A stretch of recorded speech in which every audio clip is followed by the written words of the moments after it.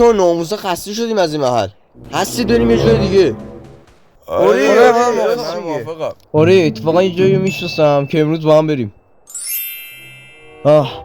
ماما خسته شدیم. اینجا کجا بود آخه؟ بابا ناموسن آخه کو هم شد جا. این کجا بود ما رو آوردی؟ خسته شدیم. خب لعنتی من کجا میدونستم خوشتون نمیاد؟ اصلا هر جا شما بگید آقا ولش. ماما من ریدم اون صدقه. آقا فردا همگی باشگاه من. حاجی میدونی اینجا یه ذره برام عجیبه. من اولین بارمه که میام باشگاه. حاجی من خودم اهل ورزشم ولی باشگاه چند نفره حال نمیده. تکی بهتره. لعنتی من از کجا میدونستم شما اهل ورزشم نیستید؟ بی خیال بابا اصلا ول کن. آقا ول کن ناراحتی نداره که فردا براتون یه جای خوب. یه بار لعنتی رایدر من نماز خونم. من آوردی اینجا عرق بخورم آخه. والا راستیتش منم یه ناز دارم میترسه با قبول نباشه.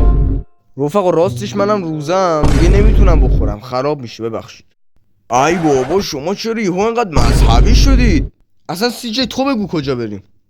آره دیگه اصلا از اول با هم میرفتیم مسجد. یه بار گفتم